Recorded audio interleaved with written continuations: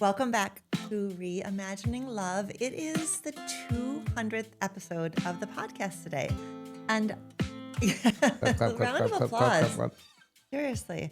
And so to mark this momentous milestone, we're back in the studio. And I have with me my favorite ride or die, husband Todd. Welcome back. Thank you. Congratulations on your 200th episode. That's amazing. 200 of anything is kind of an astounding number. So congratulations. I'm very proud of you.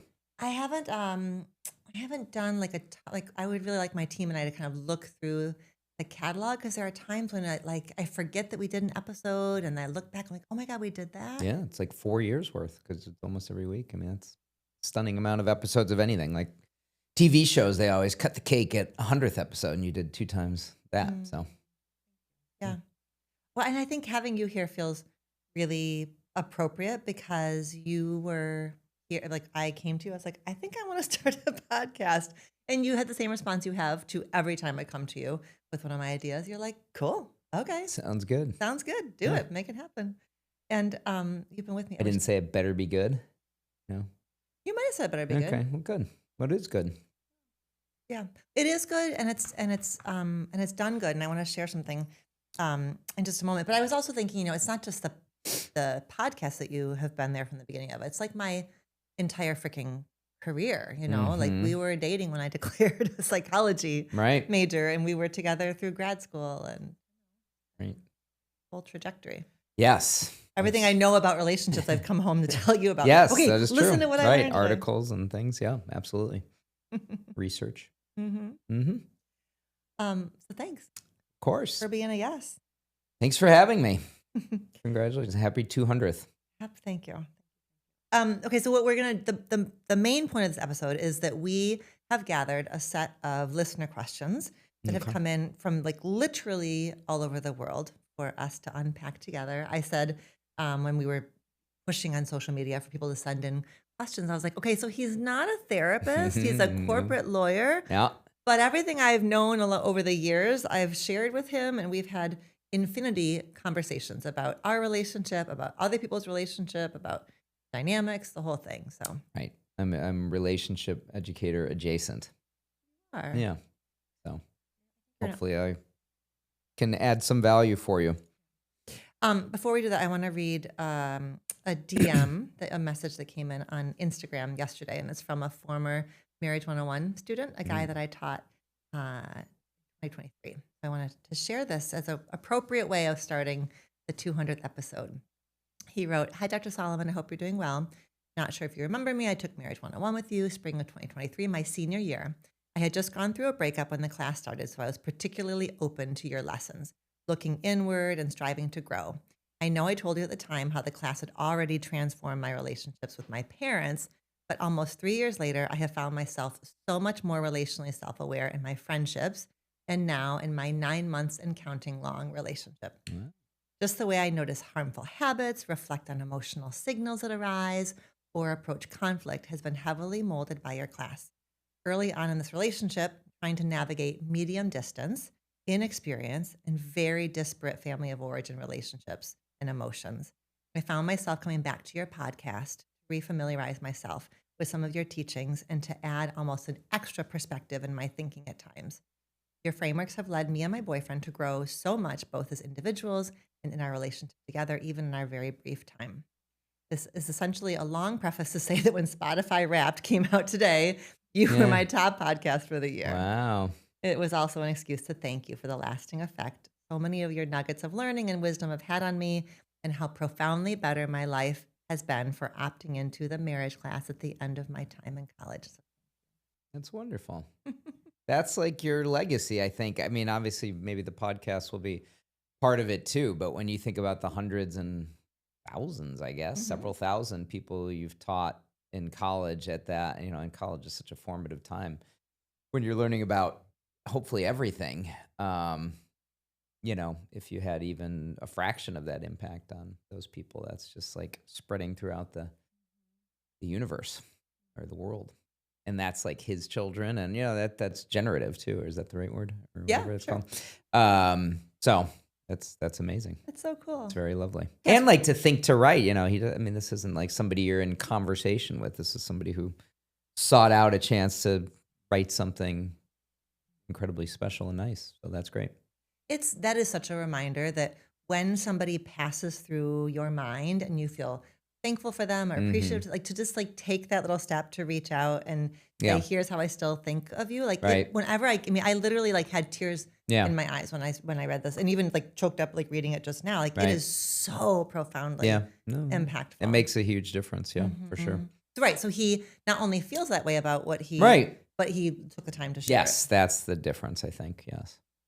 That is that taking the next step, which most people don't do, but that shows how important it was to him. It's not just some fond memory from school, but like really has impacted him. Yeah. Him, her, him. Him. It's something I love about the podcast too, is it's like there's, Marriage 101, it's only 100 students a year, but this is how it can be like amplified as all of this. And you always say like the quality of your relationships is the number one, right? Research shows signifier of happiness in your wife. So not your job, not your home, not your car, not your friendships, but your intimate partnership, right? Isn't that? Yeah, all of your relationships. Oh, all of your relationships. Okay. Well, that's a big deal. Yeah. Nice that you get to do what you like to do, but also make impact. Yes. Some of us do what we like to do and make lesser impact. Maybe. No, I mean, any attorney that doesn't, work in the criminal justice system where you're saving somebody's life. I mean, I do great work, but it's all business and money and employee benefits and taxes and things that it's not nearly that profound. I'm never going to get a note from that like that from a client. It just doesn't mean as much to them. Well, it probably, and I think any lawyer would say the same thing, except for ones that, you defend somebody on death row and you get them exonerated. I bet you get a letter like that. But, yeah. Corporate, business law, it's very fulfilling and you help people in immeasurable ways, but just not quite like that. Yeah. It's why it makes me think of two things. It's why pro bono work has been so important to you over all these years. Yep. And then B, why mentoring. Like I feel like that's you go above and beyond around mentoring. Right. If I'm going to get a letter like that, it's probably going to be somebody I worked with in my own firm, not from a client much as clients or a like grad me. student. Like True. you travel to. Or a law student. Yep. All right, you ready to tackle a question? Sure. Fire away. All right. Our first question comes in from Spain. Okay. She uses she, her pronouns. And here's what she says. Hi, Dr. Alexandra. I have been with my boyfriend for 7 years, and I feel like I've become overly dependent on him and his emotional states. When he's sad or angry, it's almost as if I become upset too. Also, when he's angry, he's the kind of person who needs a lot of attention, even when he's not upset with me, but about something else. I feel like I have to listen and be fully present for him. Okay. Wait. Oh, more. I don't know if this makes me selfish, but I feel like my sense of peace gets disrupted by his emotions. Even though I love him, this is something that really affects me. I'd like to have some tools to work around this as a couple and as individuals. Thank you for your podcast. Okay. Do you want the first bite at this apple?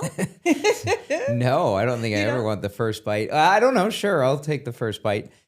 I guess I want to answer the question with several other questions. Good. I think the first part was, maybe I guess I don't know what is meant by what was it when he's angry? Even if it's not about. So is that clear that it's not about her? That was the part that was not clear. It said when he's angry, I get involved in it or something. And I didn't know if that meant angry at her or just angry at his job or the world or his mom or, because that's a big difference. She says when he's angry, he's the kind of person who needs a lot of attention. Right. Angry even about when what? he's not upset with me. Oh, even when he's not.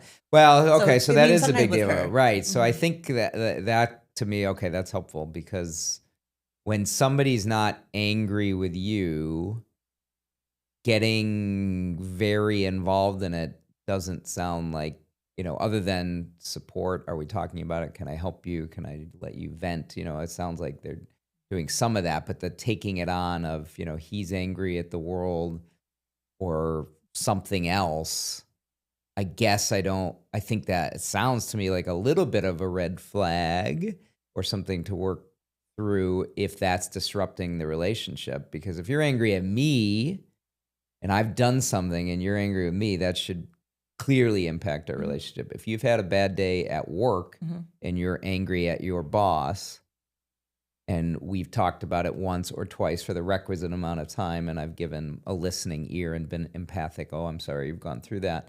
I don't see why that should be any more than that. Like, that to me sounds like a thing to work with a therapist or somebody on, or start implementing strategies on, because that sounds like a lot. That doesn't sound like how it should be. Should is always a bad word, I guess, to use. But in other words, somebody's had a bad day at work and you've talked about it and it's still ruining, next day, 3 days later, and you feel like it's being taken out on you. Like, that to me seems like he's not doing a good job of processing his anger or compartmentalizing it. Or he has something, it could be something clinically going on, right? Anger could be depression or something that needs to be treated, or, So I don't know. I guess that to me is like, there's a requisite amount of every couple has to take on each other's emotions to some extent and to be a good partner, but taking it on to that extent sounds, I don't know, I don't like the word red flag because it makes it sound negative, but like definitely something to work on or talk about, or, I don't know what the question would be, the curious question or the entry point of, hey, I feel like when something happens bad at your work, it takes several days, or you're taking it out on me or the house, because imagine, it sounds like they maybe don't have kids, but like, imagine that, when there's really kids in the house and dad's always upset and being by himself. I mean, that just doesn't work great in a family. So sounds like he either needs a little more coping strategies, or she needs a little more distance of like, you work your stuff out, and maybe she's too close. Maybe she should give him some space. I don't know what it is, because we don't know, but it definitely sounds like something that is a must to work through, because it doesn't sound particularly healthy for him and happy for her. You're very good at this. Okay. Oh my gosh, you did. All right, next question. I'd like to talk to the next question. I'm gonna come on in with a couple of additional. Okay. Well, I think it was covered, but yeah, go ahead. A couple of things. Yep. You think there's nothing added? I don't think there's anything you could possibly add. Actually, let's hear it. It's funny. I'm making myself laugh. Go ahead. Well, my first thought was that she's wrong. No. Okay, good. Sorry. Turning your show into a terrible clown show. 199 wonderful episodes, and then a real shitty 200th episode. Congratulations, Reimagining Love. You're crashing and burning at 200.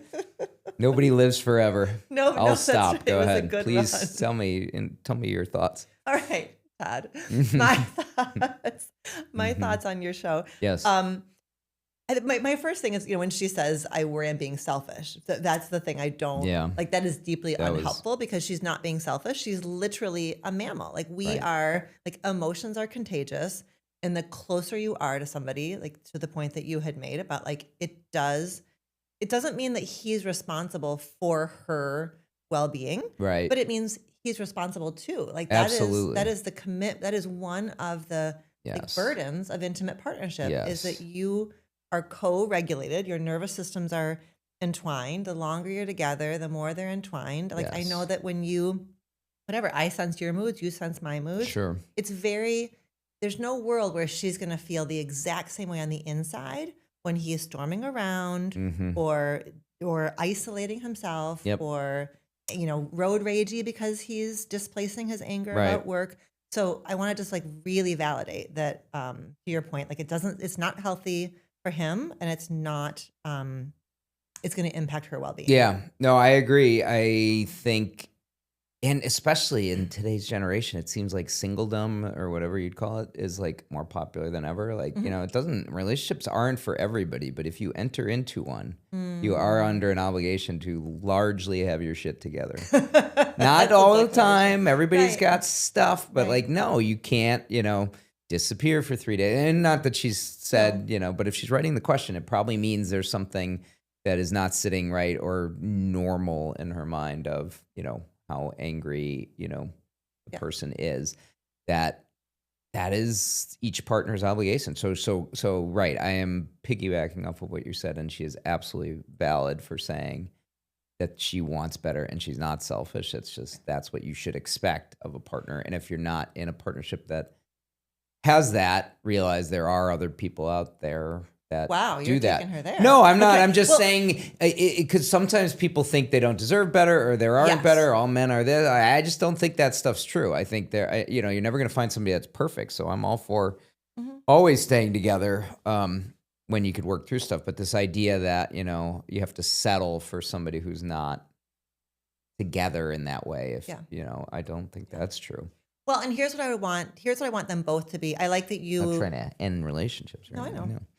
But I like there needs to be a conversation or a series of conversations where course. she starts to talk about the impact of his mood on her, not as a guilt trip, but as a Right. way of saying we have a problem, and that Yeah, is not what- in a blaming way, like you're always angry or you do this, or it's more just, here's how I feel when. Yeah. And I think there's a question, like this is a question in the couple therapy world, is like when is the need for self-soothing and when is the need for other soothing? Because certainly it's appropriate for him to like want and need support from her. Like that's, I think, appropriate. That's For really sure. helpful. Like that when you, part of the benefit of intimate partnership is you get to carry your burdens together, stressors Right. together.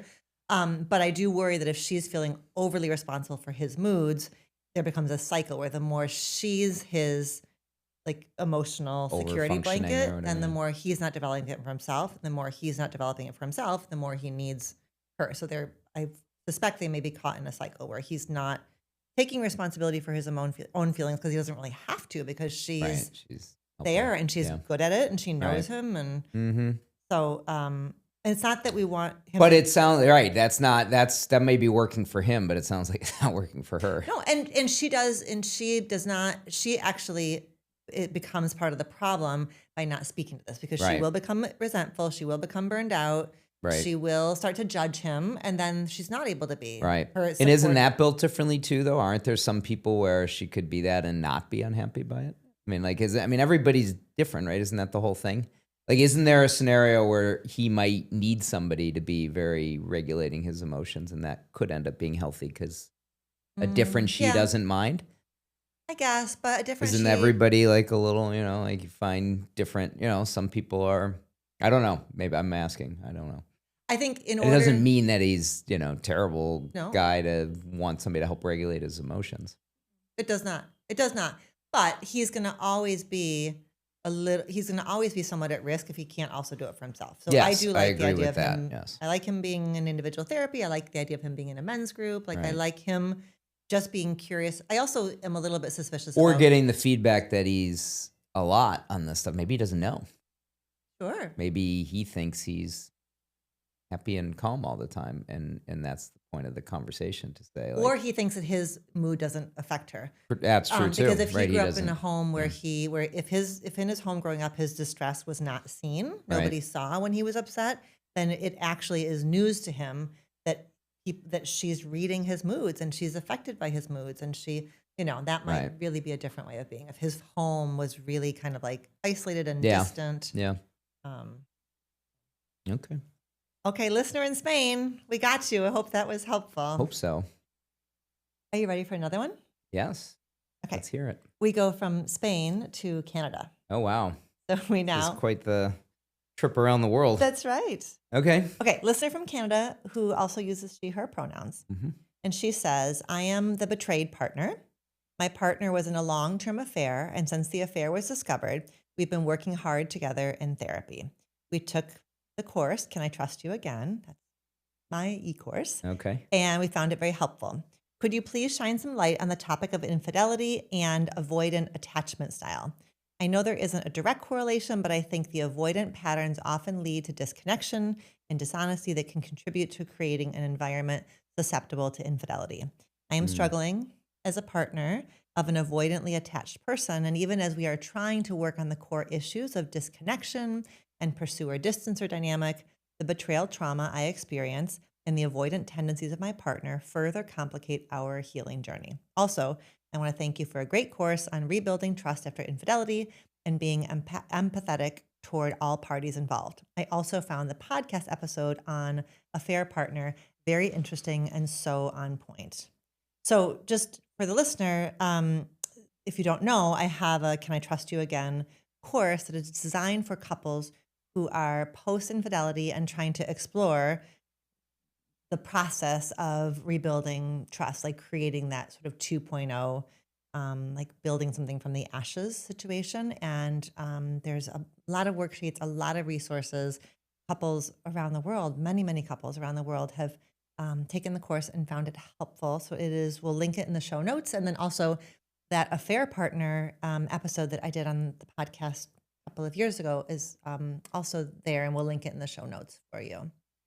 Okay, so this one is a little more technical, a little. A little So more. do you want? You want No, me to you go ahead. Fire away, start? please. Okay. So I don't. We've got really nice things. We have an upcoming episode with a therapist named Jessica Baum who really centers her work on attachment style. So we will. That'll be up in the catalog soon. We have other episodes also. I spoke with Dan Siegel a couple of years ago about attachment styles. And I hear you on that idea. So basically the notion of an avoidant attachment style is a partner whose orientation to relationships is when things get hard, when conversation becomes difficult, they tend to retreat into themselves. They tend to turn a lot of like two-person dynamics into one-person dynamics. They kind of go into their own head, and that's oftentimes based on an origin story of not having a reliable person or not having the experience of having feelings validated. And so you sort of learn how to pull yourself up by the bootstraps and, pull away because you can't expect, there's no ability to expect people to be there for you and with you. So what this listener is saying is, as we're rebuilding after infidelity, what I'm realizing is my partner is pretty avoidant, that when things get difficult, they go inward instead of reaching for me. And so I agree with everything that you are saying there, that you can see for yourself how your partner's long-standing avoidant patterns created the condition where they could cheat, like where that was sort of the most extreme volume turned all the way up manifestation of their avoidant pattern is pulling so far away from you That you that can have a whole other thing going on. yeah. Is that always the case or no? I think there is, there has to be, like, in Right. order for infidelity to happen, there has to be a disconnect and a story attached that I get to do this because I'm disconnected, or I have to do this because I'm 'cause she's disconnected, this or that. or because she's this or that. And that is, I don't think you can be, it's really hard to imagine feeling attuned and connected and present and having that going on the Right. side, So it's for sure a precondition, Have you ever had that? Like, have you ever had a client where you felt like there was an affair from somebody who was really engaged, they just wanted two, not one kind of thing? Is that a precondition? Is that like a requirement? There's Or is research. I'm not talking about open relationships or things No, like that, that's but right. like, have you ever in your caseload seen a couple where you're like, they were in love the whole time, the family was great, and oh, by the way, he just so happened to be having an affair too, and he was loving that too. He loves everything. Or is it always for that all there's of it. something missing? Is that like a precondition? It's so complicated because I have definitely had betrayed partners say, I don't understand why this happened because we were in a really good Right, everything season was of good. our Yeah. relationship. So I have had that. And there is research to show that men especially can report a pretty high degree of relationship satisfaction and have an affair because it's really compartmentalized. Like Right. it feels like a different category altogether. But no, I don't.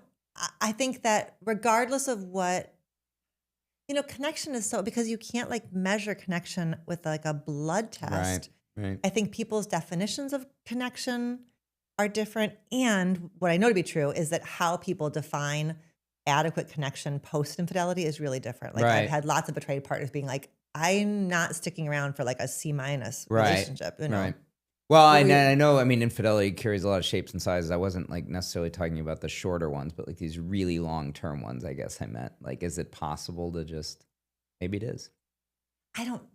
have like two really good relationships going on and, like like these reality shows that, and those aren't affairs per Yeah. se, but like these I'm in love with two women, which is every reality show Oh, ever. yeah.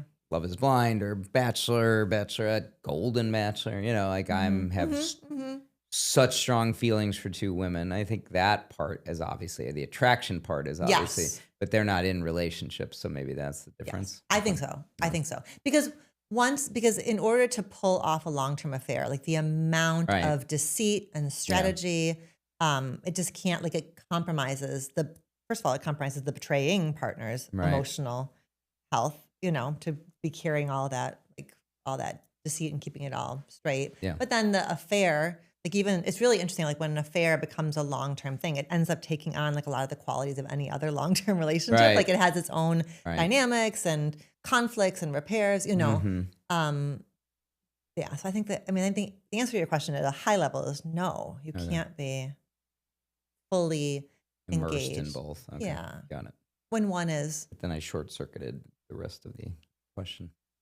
well, I don't know that you did, but Okay. I think I guess in terms of for her purposes here, I don't know that focusing solely on her partner's attachment style is going to be particularly helpful for her. Like I think what I want her to be focusing on, I want them to be focusing on is her partner's entire relationship pattern. Like what was their role in their family growing up? Mhm. What was their like what were they seeking? What were they yearning in the relationship? What were they not able to ask you for within the relationship? Like that's all kind of like thicker and richer than just thinking like about they are avoidant. I think Yeah. sometimes when we focus on attachment styles, it's like you like shrink the person down to that one word or that one label that, Mhm. especially in infidelity recovery, I just don't think it's like big enough to be able to Right. hold what they need to be doing. Right.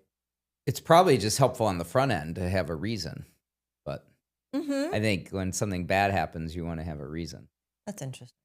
Um, Mm-hmm. at least me, I would say I would want to, know why. Yeah. Yeah. Yeah. But, Well, and a why like this is really helpful because what it tells her is this started the right. seeds of this thing Yeah. were Some of started. that's helpful or, Yeah. saving the feelings of inadequacy or something. Yes. Yes. Right. That it's not that there's a It's way not in which all it can't about be you. about Right. her Right. because it started long before Right. before they even knew each other. Right. It started in this person's entire orientation to Mhm. relationships. Yeah. And the question is, where do they go from here? Can they build emotional safety and attunement within their relationship? And so that her betraying partner needs to really see this as like the come to Jesus moment. Opportunity. Yeah. Mhm. So, yeah, opportunity to say like, I know that I pull away. I know that I bite my tongue. I know that I don't speak my truth. I know that I tend to solve things on my own. That clearly doesn't work for me. How do I want to live differently? Good. Makes sense. Okay. Yeah. I mean, I think,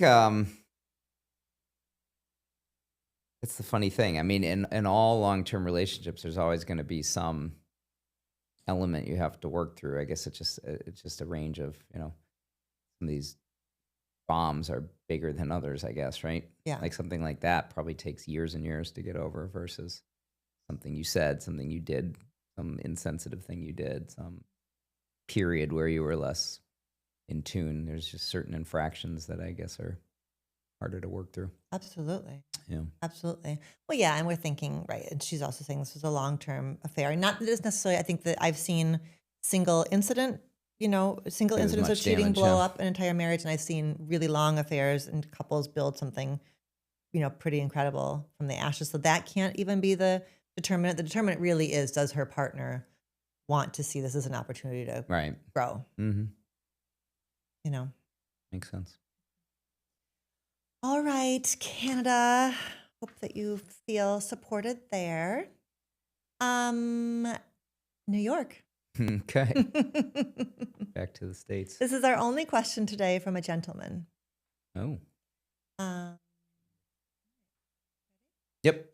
he says, I am reaching out to get guidance about a way for me to move past my resentment in my marriage. We've been together for 10 years.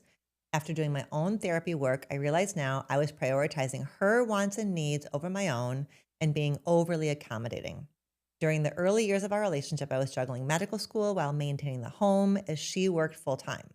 It was tough and knowingly one-sided, but we agreed that our roles would flip once I started working and she started law school. Hmm. But then when she started law school, the roles didn't change, and for good reason. She struggled with depression from law school during COVID, and her mom died unexpectedly during her second year of law school. I tried to be supportive and understanding, but I found myself getting more resentful now, especially as I felt like I try to be more supportive and understanding, but I found myself getting more resentful now, especially I feel like more has been expected of me than her, which is a recurring theme of my own childhood trauma that I'm working through. We've been going to couples therapy for over a year. We have a beautiful baby girl, and I love our life, but I'm stuck. I can't move past these two distinct periods in our relationship. Hmm. Want to start us off here? Do you want the real answer or the inappropriate answer? Oh, Inappropriate answer is never marry a lawyer, but I take that back. I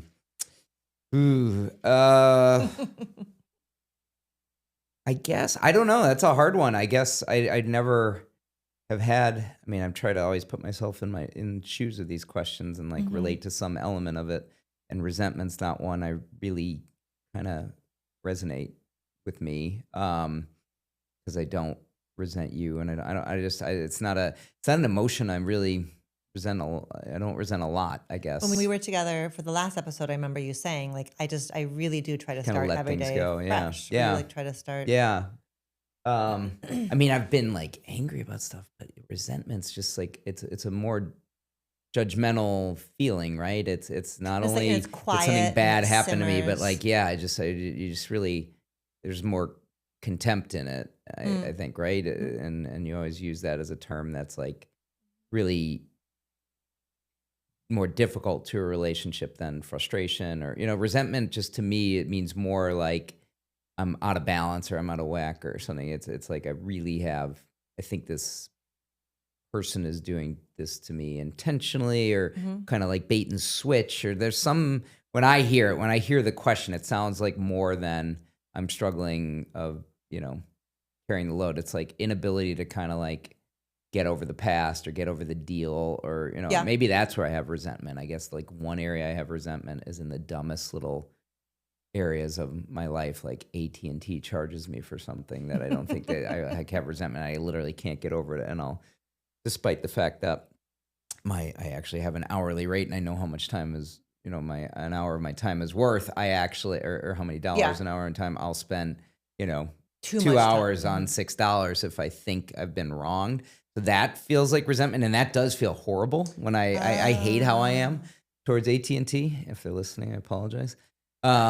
People like that, but that's like the one area I have it. But that's to me that's what jars me from hearing the question is it's not somebody sort of, going through the normal allocation of housework and life. Cause that like ebbs and flows. Like sometimes you do more, sometimes I do more. This area you do, we talk about this a lot, allocation of work and invisible labor and all this stuff you've taught me about. I feel like we talk about that a lot, but resentment just calls into this like he even said these two phases. Like here was the time where I did this and then you were supposed to do this and you didn't do it. I don't think there's any getting over that. I think the way to get over that is to not view it through that paradigm. Like Sure. to me, it's like a mental shift that's in the past. Circumstances have changed. You're never going to get that deal. How do I make myself happy within the framework I'm in? Could I have conversation? If they're in therapy, they must be having conversations about how do we even things out from here. But like, some things you win, some things you lose, and that's what happens in your life. And your life is a series of experiences where sometimes you win things and sometimes you lose things. And I don't even mean in relationships. I just mean like life, right. losing my dad at 25 was something I lost. Yeah. I just lost that. I'll never get it back. I would view this like that. Like I cannot change that. Right. And so whether it's the serenity prayer or some, like element of, I thought I had a deal and I don't have a deal. Like I lost that deal. That deal's over. Yes. You're never Right. getting that deal back, just like I'm never getting my dad back. Right. So you just kind of like, I don't know. So I'm kind of coming around to the resentment word to me is like this dynamite thing because it suggests he's viewing it as much more than we're out of balance. I do too much around the house and I do too much for the kid and I do, I'm doing too much. It sounds like it's really stuck. Well, I think the way you're talking about it is really, really helpful because now it's a forgiveness journey. Yeah. So my two favorite definitions Yes, of forgiveness, exactly. like one definition of forgiveness I love is forgiveness is a canceled debt. Because what you're saying is there's a debt. I've never heard that, but that's exactly what this is. Yeah. It's a debt and he's never going to collect it. Yeah. But where he's powerless over the debt, but he's incredibly powerful about the ability to cancel the debt. Yes. And it's merciful, like it's a mercy to her, it's Right. a mercy to him to cancel the debt. Right. And then the other definition of forgiveness, I think that's really helpful here, is forgiveness is letting go of the wish that the past could be different. Right. So it's a really unique kind of torture to Mm-hmm. replay the past and want it to go differently because you just are never gonna Right. get it. Right. And I want you, New York, exploring the forgiveness you need to do of her, the way you need to forgive her. But I also think it's incomplete unless you explore how you need to forgive yourself. And so Forgive yourself for what? well, for like the man that he was, the version of himself that he Oh, was. that he got taken advantage of, you mean? Well, yeah, Is that what you that mean? agreed. Like, can he? Right. How can he? Like, I love this idea of like him sitting down and having a conversation with the version of him that agreed to that first deal. Right. And how can he love on that version of himself? What was Right. that version of himself seeking, believing, hoping for? Like, I suspect he's not a fool. And if he's not a fool, then he made that choice for a really good reason that made sense at the time. Right. In Right. the rearview mirror, he Sure. wouldn't make the same Right. choice, but that's Right. not Or fair. in the rearview mirror, he wishes his partner had the capacity or life thing to do differently. I mean, that's the other thing too, right? Yeah. I mean, like because I have like empathy for that because I think like a deal is a deal. Like if you and I right. agreed on something and we're like, well, you're gonna move here or do this or that, and then we didn't do it. I would probably resentment wouldn't be the right word, but it would be hard for me to let go of the black and white if it was that obvious of said we were going to do this, Yeah. we're not doing this. Like that is hard, but it's just like you said, it's a forgiveness journey of probably not her intention to screw him on the front end, or Yeah. she probably didn't make the deal thinking I'm gonna Yeah. trick this guy and Yeah. bait and switch him in 7 years or 10 years. So if he trusts her and he loves her and he thinks she's not, cunning enough to have made a deal just to trick him when she probably doesn't, we don't know. Because maybe she did, I don't know. But if it's not that, if you in your gut feel like she tricked me, she's taking advantage of me, that's different than, life circumstances got in the way and we're just never going back to the deal I thought in my head. Well, and here's a part that I suspect you can relate to is that a conversation about her taking accountability for not meeting her end of the bargain Yes. might be limited by her shame, Yes. her defensiveness, Yes. her explanation. Right. Maybe that's all he really wants to hear. Yeah, it's is just her him sitting in the therapy session saying, witnessing it. I know I Yeah. made a deal and I know I Yeah. didn't keep it and I'm very sorry for that, but I cannot keep it. Yes. And we don't know if And I bet you're right, because as somebody as sophisticated as yourself has trouble doing that. Maybe Mrs. New York has trouble doing that. yes. Because that is something, you've always, I feel like, I don't know, you'd have to tell us why, struggle with that sort of full-throated apology of, you've gotten much better at it, but even today, it's something I'd say you struggle with more than It's why I did average. there's a whole podcast episode. First of all, New York, there's a whole podcast episode called My 9 Favorite Resentment Busting Strategies. So we'll put that in the show notes. And then also there is the one, another podcast episode that we did that I really like is called When Shame Blocks Repair. Yes, that I remember that one, because that one like really for sure resonated. Did you think to yourself, oh, Al ought to listen to this one? A little bit. No, I mean, you ought to listen to it back. I mean, I think that is a powerful thing. Yeah, you feel shame before you feel regret, for sure, I think. And then if you can get through the, shame, then it's like the regret says, oh, I need to apologize for this. But you're much more likely to feel so down about it or so despondent about something that you wouldn't think to say the other thing, and that's the relational piece. Because that was at the beginning of our relationship, that, and even at the middle, middle to late, that is very hard. So maybe that is what and then you've uncovered it as, like, if it's a deal that was broken only in his mind, and she's never uttered out loud that she broke the deal and that she's sorry about it, that would suck. That would suck. Yeah. That would suck.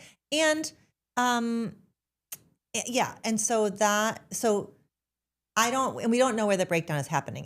Is he asking her to witness it? Right. Like, if he may not even be asking her to witness it, He may because not, he may because feel that's- ashamed. He may feel ashamed of his own resentment, so he's not bringing it up. So True, we want or it may him- just feel like mean. Like, sometimes Right. you don't want, mean and unnecessary. Like, sometimes you don't want to tell somebody they have to apologize. You want them to want to do it and realize they have to do it.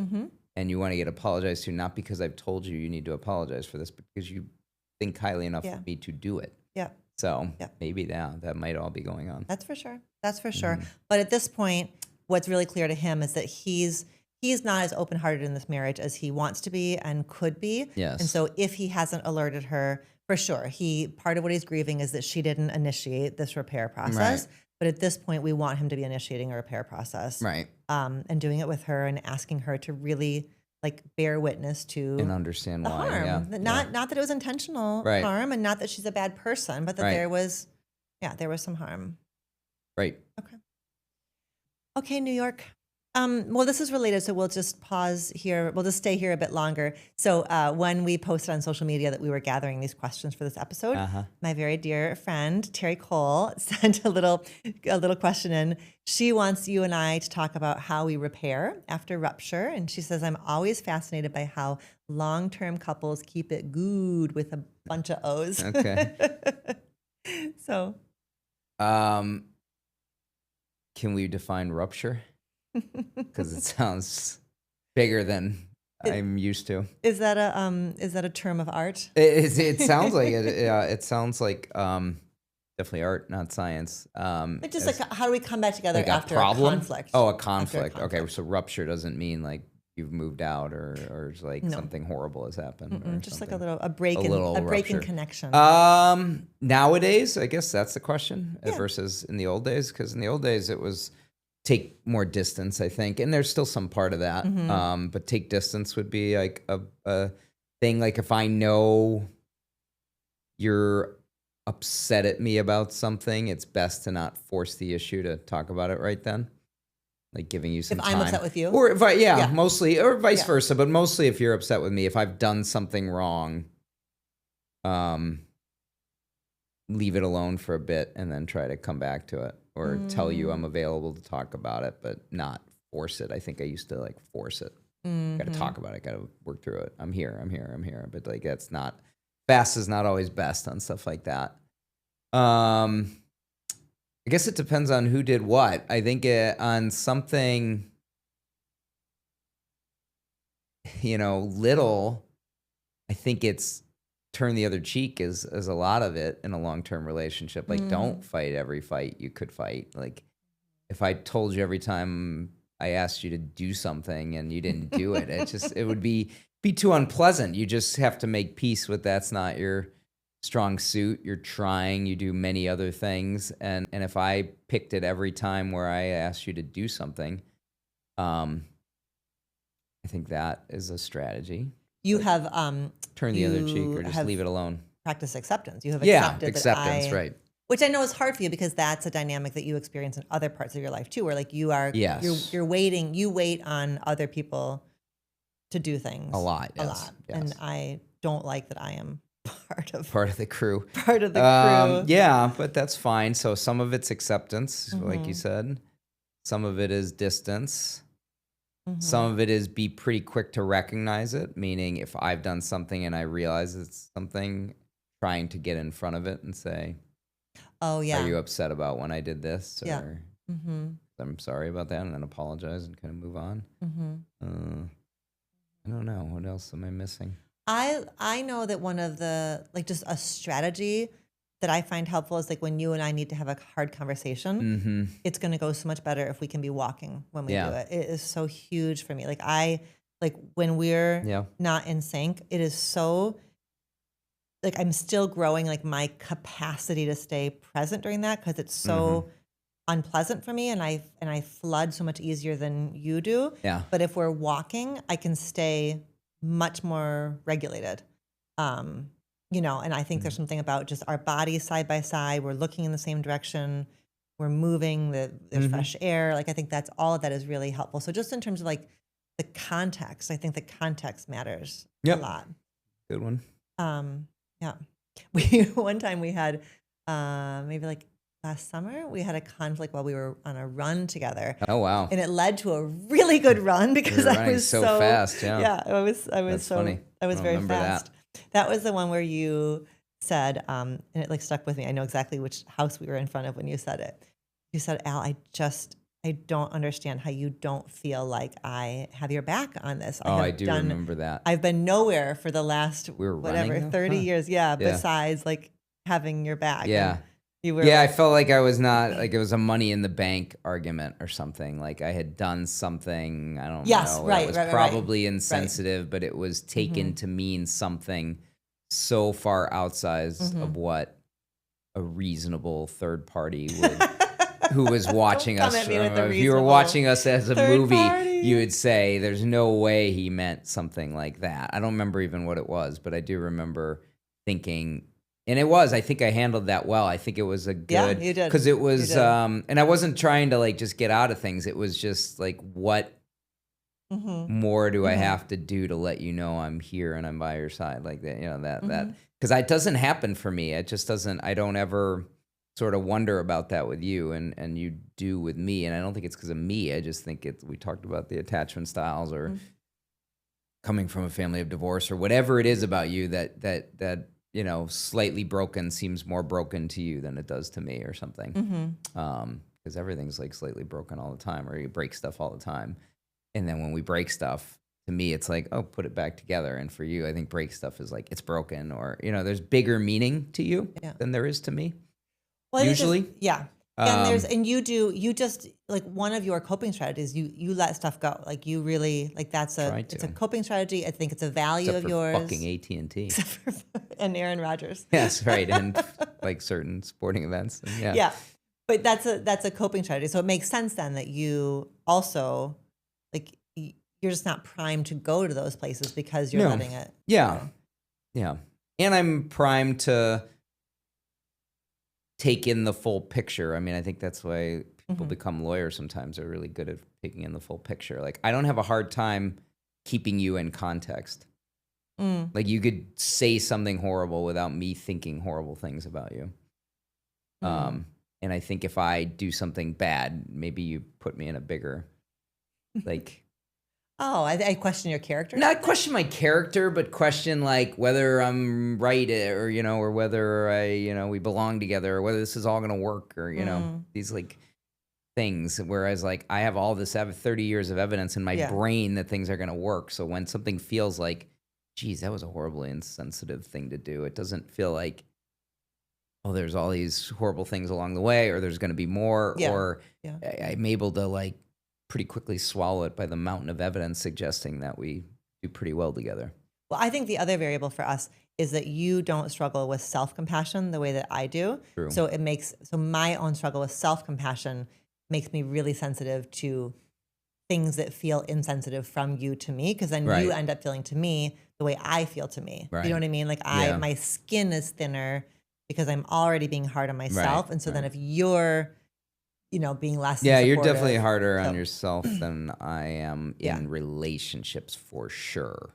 Yeah. Not in the world. I'm very hard on myself if I make a mistake or I do something wrong, or something gets undone or done the wrong way, or, even like simple things. I get a speeding ticket, or, things I've done wrong. I'm very hard on myself, but in relationships, much less so. That's true. Okay, well, enough about us. Okay. Did we get it? I think we gave it. I think that's so. A good response. All right. Well, what about, let's go down under to Australia. Wow. Our third continent. A couple of Australias. Goodness. Okay. This is from Rachel, whose pronouns are they, them, and Rachel is in Sydney. Okay. And Rachel says, "Hi, Dr. Solomon, longtime listener, first-time inquirer." Oh, But they spelled inquire with an E-N because very Australia. Australian, yeah. "I am a queer, non-binary person who's been in a situationship with a man for about 10 months. He enjoys a much slower pace in progressing things, and I have been enjoying this new experience. He is the first man that I have been romantically involved with. Because it is so different, I'm finding it hard to gauge if this is the right thing for me. He definitely meets some, but not all of my needs. I know that's normal, but how do I figure out what needs should be met and which are negotiable? I have had complex relationships with my family of origin. I spent years in therapy, but because this is new and different, I cannot translate my usual expectations and sense of self into our relationship. And I feel like I cannot make an informed assessment. I feel like there's a pros cons list in my head. And firstly, I don't want to be constantly scoring him. And secondly, I don't want to be neglecting myself or setting us both up for failure." Ugh, so thoughtful. Yeah. Yeah. I love this. I really love how Rachel is putting like a lot of variables into the equation here. Like one thing that Rachel is knowing is that this like their uncertainty about this relationship, there's a level at which it truly is about them partnering with a man. Not that you can say that all men are the same, but it's like Rachel gets that they are like kind of a stranger in a strange land here, and that some amount of lack of clarity may just be like, I don't know what's reasonable to, just like kind of feeling their way into what it is to like love a man. Like that's a different experience. So it kind of means that like whatever relationship experience Rachel has, it's not all maybe as helpful here as it could be or otherwise would be. So I like that. I also was thinking about hearing that Rachel is enjoying that he takes it slow, but wondering if there's a part of Rachel that interprets that as meaning that he's not sure about Rachel. You know what I mean? Like that there's like that one part of Rachel is saying, I love that it's going slow. But another part of Rachel is like, wait a minute, is it going slow because you actually don't know that you want me? Yeah. And the last thing I'll say before I send it over to you is that whenever I talk about situationships, I always say that the container itself dictates the feeling. So ambivalence grows in an uncertain container. So part of the ambivalence is baked into the fact this is a situationship. You know what I mean? Like the lack of commitment. And it's 10 months, right? Yeah. Is that, I mean, is there such a thing as a situationship can't be longer than a year and then it becomes something else? Like I'm not the right guy to talk about situationships. They didn't exist when I was looking for relationships, but like to me, we're kind of getting on the upper end of situationship. You're kind of a couple. I know I'm kind of old school on that, but like, yeah, I mean, when do you? I mean, can I say my name's Todd. I've been in a 28-year situationship. Can I say that, or is there some definition of like, well, we're calling it that because we're afraid of something, or there's some commitment thing going on, or just don't want labels, or like people who stay together, Kurt Russell and Goldie Hawn, right? Aren't they not married? I mean, people do that all the time. There's nothing wrong with that whatsoever. But at some point, it becomes something else, I think. And so maybe I don't know why I care about that or said that, but I think like because I think you're feeling what I'm feeling is like that part of this uncertainty is because the whole thing's we're uncertain. calling it a situationship, right? And is it really that one anymore when it's 10 months old? I don't know. So a little bit, I worry that Rachel and this guy are kind of like, not cutting off their nose to spite their face, but like putting the wind at their face. Posing a label on it when they're like putting the wind at their face. They're like making their kneecapping themselves? Yeah, what's the expression here? Kneecapping, yes. They're kind of like kneecapping themselves. Yeah. They're not giving this as full a chance. They're calling it a situation. Yeah. I mean, the one thing that stood out to me when you read it was the part, and don't you have like little worksheets or something on this, or like like the part, like you'd have to read it back, but said, I don't know what's important to me. Yeah. That feels like worksheet time or something. Like, cause that's like, we're not gonna, your therapist isn't gonna tell you what's important to you. We're not gonna say what's important to me in my relationship is trust or fun, or like, it doesn't matter. So they absolutely know what's important to them.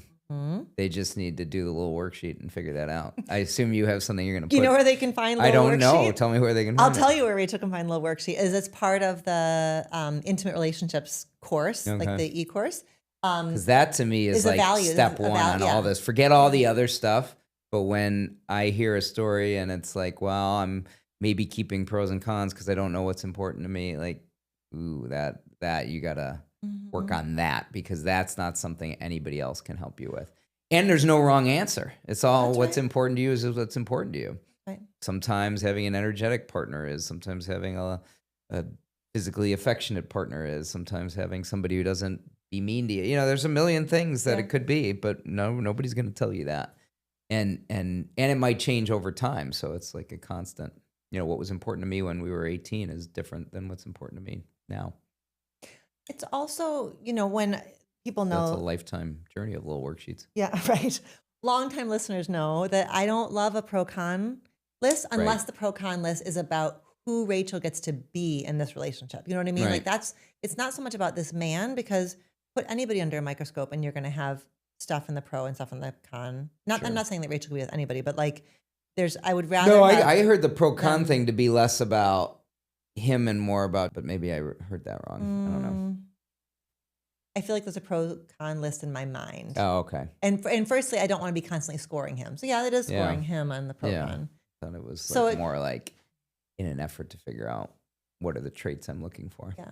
But I like what you're saying, like sort of what's. But no, I agree with that. Pro-con scoring all the time is not great. I think some of that is acceptance over time. Like, I mean, at the beginning of a relationship, there's inevitably some figuring out of what this person is and isn't. And then you just hopefully have the wisdom to try not to change the things you can't change and change the ones you work on changing the ones together that you can.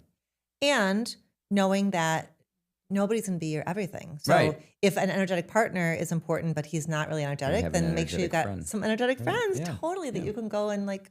Right. And there's some things you're going to change and some things you're not. Right. There's no way I would be able to change, even if I wanted to, that you wouldn't be involved in people's feelings, right? It's just sort of who you are.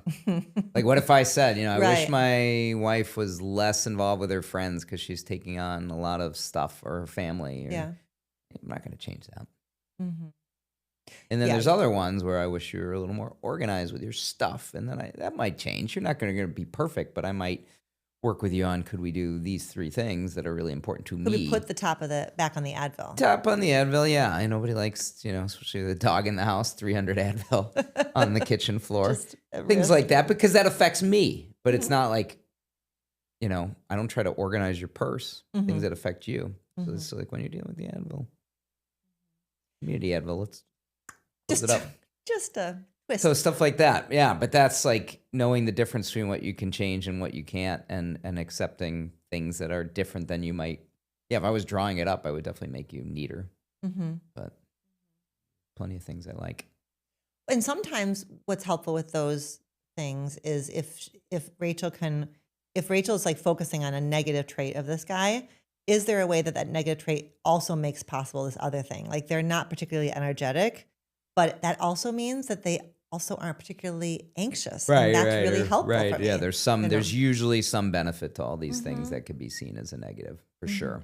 Yeah, my partner doesn't like to go out. Well, maybe, there are things they do in the house that are nicer, or they calm you down, because sometimes you just want to sit on the couch and watch something or do something quiet. And, as long as they're not preventing you from doing it. So I guess what we're saying is that Rachel is never going to get this figured out as, down to a science, like a pie chart. Correct. Or a really like helpful, that it is loving somebody is always going to be a faith walk. And that as Rachel lets go of the pro-con list and really loves into this, if Rachel chooses this, then as they are loving into this man as he is and creating like their relationship together, then I would suspect that the things that Rachel loves about him grow, and the things that Rachel struggles with about him fade to the background, because like Mm-hmm. what you focus on, you get more of. And there's so much power in the parts of our partner that we like, where we put our attention, like Right. how we are watering the grass or shining on our Without a partner. doubt. Yeah. So I would worry about Rachel just like giving away power here, and just Right. knowing that like, Rachel, if there's enough here to keep you interested for 10 months, there might be enough here to keep you really interested for sure. a long, long time. Right. And there's absolutely power that can be gained from figuring out what it is you want, regardless of what the answers are, whether that matches up with the person. Yes. Right. Yeah. It's all knowledge. And then it's like, Yeah. just know that what you like and you don't like. Yeah. Okay. Right. And Rachel would be doing him if Rachel gets really clear that I actually have to have this here, Mm-hmm. then they're doing him no favors by staying with him Right. and just Exactly. resenting him for Right. not having Right. that thing. Exactly. Okay, let's do one more. Okay. Now we're with Sarah, she, her pronouns. When a relationship ends, what's next? I've just come out of a 20-year marriage, which began when I was 19. We had 18 great years and 2 hard ones, and despite lots of therapy and love and hard work, it's come to an end. The ending is amicable, and we are co-parenting our teens well, with lots of respect and mutual care, but I'm quite adrift. Given how young I was married, I've never really had a relationship end before. What now? How do we relate to one another? How do we now move about the world independently? It feels so strange not to say good morning and good night to my person today. Oh, Sarah. Tough one. Yeah. Go ahead. Well, it's just, I think the first thing I would do is just validate the crap out of Sarah. Like it's so real. And even though it sounds like you both have done a beautiful job ending this relationship so carefully and thoughtfully and lovingly, like that feeling adrift is real. It makes me think about this gal, Mavis Hetherington, who was like one of the first divorce researchers. And when she was talking to people about divorce in like back in the 80s, 90s, probably 80s, the thing that they kept saying over and over again is like, I don't feel like me. So she called it like this not me feeling. So that like not me feeling highlights that we are like relational down to our core. So she truly, like Sarah's getting to know, like she truly is getting to know this new self of hers. Like that's profound, and that takes time. And Eli Finkel at Northwestern also did some research that found that when people go through a breakup, not even a divorce, but a breakup, their self-concept clarity, like this feeling of like, I know who I am, it tanks when you go through a breakup. So she truly, like, she's feeling adrift because she timeline on actually is adrift. No, it is like it's time. I think there are people who can stay adrift forever. Like I think it's time plus intention, right? Can we it's say like, something more well, yeah. encouraging for Because Australia? it's what she does. So we'll talk about what she can do. All right, but good. like it's not, it is like it's, she needs time, but then she also needs to have some practices for like how she starts to build this new self. So we'll get to that in a minute. But I also want to say, like, what she and her ex-husband have done by ending well is like legacy for their kids. Yeah, I'm thinking about these 3 teenagers now who will get to have mom and dad at their weddings and their graduations, and like have them not have that pit in their stomach of what's going to happen, or their loyalty torn. Like that is the biggest gift. It's such a huge gift. So I hope that they both Kudos feel on that. Seriously. Yeah. What are your yeah, not much to add other than what you said makes a lot of sense. I guess I was just curious how long that takes people, but it makes sense that you would not feel like yourself. And I think maybe that's just the whole lesson in it, right? The self-compassion to be like, yeah. I feel adrift, but I am supposed to feel adrift. And it just takes time. And that's why I ask all the time, like when you feel adrift, sometimes I think it just helps to know what. There's not one timeline, but I remember, I'll go back to when my dad died. I was thinking about that. I was thinking, like asking us to talk it about was this. the weirdest thing that happened because it's still so strange. It's still very strange. That but you the don't story is, I was talking to the rabbi who counseled us through his illness and helped us, did his funeral and all that. And it was the rabbi we practiced with at that point. And he said to me, like within days, I guess, after my father died, that you're going to be grieving. You're not going to feel, he didn't say not feel like yourself, but you're not going to be well. And it's going to be 13 months. And in 13 months, you'll feel more like yourself. And I said, why? And I asked him, because I'm kind of a wise guy. I was like, what are you talking about? Why 13 months? Doesn't make any sense. Why not just say a year? He's like, because it's going to be 13 months. I can't tell you a Yeah. year. And then I remember pulling out of a little bit. I wasn't in like, super clear to the outside world funk, but, definitely was not myself. And I do remember one day, I think it was in the city, when I was working in the city every day at that point, when we used to go to the office every day, and walking around downtown or something, Michigan Avenue, or some nice part of town that I didn't usually get to, and I was just feeling happier.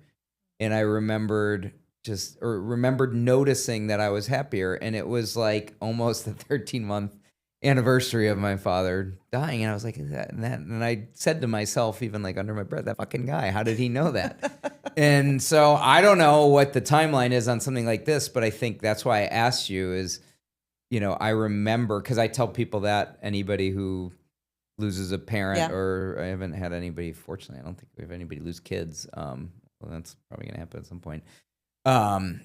When I do, I share that story because it just helped me so much. And I don't remember thinking it along the way. I think that was what was so funny about it. You weren't counting down. I don't think so at all. I think I heard it and thought because he was a little bit of a character anyway. I just thought he was just not making any sense anyway, because it wouldn't have been the craziest thing he said. But when so I don't think I thought about it much between month 1 or day 1 and month 13. But then when it happened, I was like, my God. Yep. And so I share that, but there's got to be people who have gone through a divorce like that. Metric. I mean, and I'm sure the numbers are different. Obviously, they're different, and this 13-month thing is kind of outlandish, even for somebody who's grieving. But there has to be a general time frame. But it makes sense, because 13 months, you've gone through every single first on the calendar season. at one time. Maybe that is why he said it. Maybe because you're not going to feel good on the anniversary of the thing. So maybe that's where he came up with that. But and maybe that's true for a breakup too, right? The first Christmas, and then there's Thanksgiving, and then there's somebody's birthday, and so maybe it does apply to other things. And maybe I'll just start going around saying that to any friends who get divorced. You're gonna feel great in 13 months. Well, we want Sarah to reach out to us after 13 months. Yeah, and the 13 months, if we're not already there, definitely let us know. But I mean, everything gets better, right? That's the fact of life on everything: job loss, divorce, death. But So there's things of course that it feels uneasy, and she's gonna wake up in the morning and be like, "Where's the guy I slept next to for 20 years?" Like, that's got to be horrible. Yeah. But it will get better. It always gets better. Well, and I think that she can support. I think she probably can accelerate her healing and support herself in the healing by filling in, I'm thinking about the morning and evening. I want her, if she's noticing where the hard spots are, and if it's the good morning and the good night that she's missing so much, what is a little practice that she could have that she does with herself every single morning? Like that giant pillow you sleep with or something. If I left it, you would be like, hey, like that or something else. It's the giant pillow. Or AI, like a robot, or okay. No robots. Okay. No, but just a very No, I understand. self-loving You're just practice. thinking of lovely, nice things, not concrete things. A little journal entry or a special prayer she does, or a ritual in the morning. Mantra of how it's going to be okay today. Yeah, something that she can remind. Well, and she's already set herself up for success, like you said. It's got to happen quicker when you're not fighting and you're not dreading handing the kids off or seeing the kid. Bobby's got a basketball game tonight and I got to sit next to that asshole.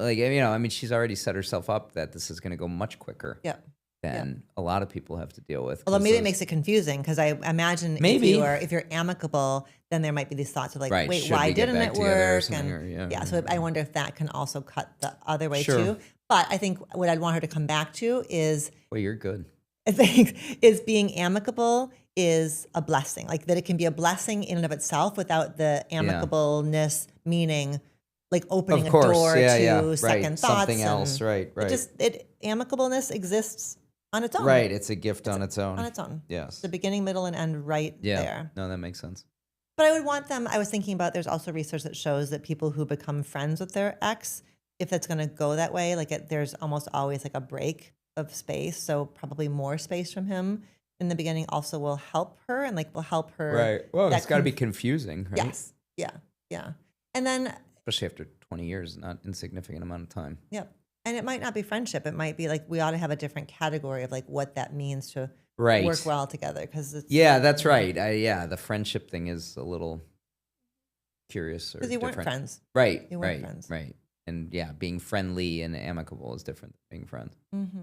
Mm-hmm. Especially, I think it would be if I was a kid and my parents got divorced and were friends, I'd be confused. Mm-hmm. That's just me. Mm-hmm. But they can be right. They can be Friendly and amicable, and even be at the same things and do the same things. Like my parents got divorced and we're going out to dinner every week as friends. I'd be like, why didn't you stay married?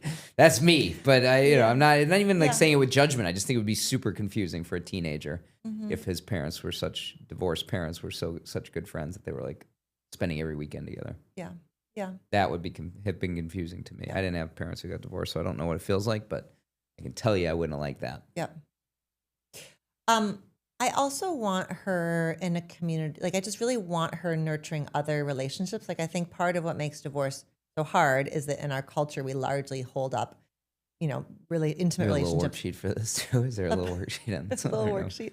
Like, we hold up, intimate relationships above other relationships. I think that's a mistake because then when somebody divorces, then it's like, what's my like pinnacle? What's my organizing thing? But she has this really nice opportunity now to really build like a rich network of all kinds of connections that get to kind of be a little bit more like democratic, like there's more of a like tapestry for her. So she gets to pour into those relationships, maybe new relationships with other women who are divorced. Yeah, well, there's so many support groups and like that's one of the benefits of like this social media stuff. Like aren't there online chat things and Zoom groups and you want to like be in a group with but it might just be that she's got some gals that she plays mahjong with, for example. And so my friends and I are about to start mahjong in the new year. Club, But that just even things that are like whatever, fun or upbeat. Little new habits. Mm-hmm. Although she's got 3 teenagers, I'm sure she's plenty busy.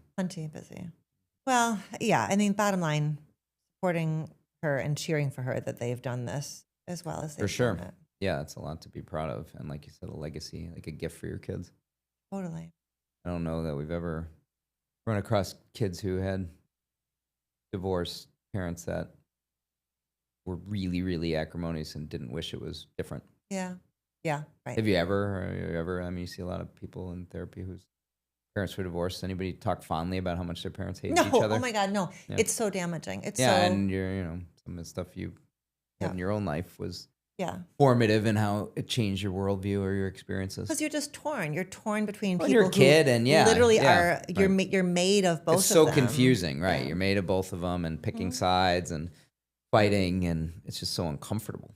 That's what just to go back to the research, nerd, is that the research shows that kids post-divorce, like you see like a spike in like behavioral problems and emotional problems for all kids post-divorce. And then they really settle down and basically look not different than kids whose parents are still together, except for the subset of kids whose parents stay acrimonious and stay at each other. And those kids, they suffer for so long. Yeah. Mm-hmm. The thing I was thinking about that I forgot is I have heard recently about like divorce rituals, like a dear friend of ours who shall remain nameless just threw a divorce party for one of her friends in her group that had gotten divorced, and they made her a sash and had like special foods and little rituals together, like to kind of celebrate and honor her transition. So I also am thinking for Sarah about just like ritual, like you can make a ritual out of anything, if you add a candle and music and a prayer and a mantra, So I wonder if she has ritualized yet her transition. Okay. So I also would want that for her. You should, that could be like your next side business. Like you'd like jump out of the cake at one of those and then do like a whole session. I like that. Yeah, that could be fun. Be the kind of person you'd want at one of those little parties. I might even pop out with a worksheet. Right. Here we are. Worksheets for everybody. Interesting. Worksheets and wine. Yeah. Good spitball. We did it. Okay. Thank you. Thank you. Happy 200th again. Thank you. Made a major difference in the world with all you've put out there. You've made a major difference in my And world. for people on 3 continents to, think about spending even 5 minutes or 3 minutes of their day writing in questions to you, that's a tribute. So, Thank you, honey. yeah. All right. Thank you.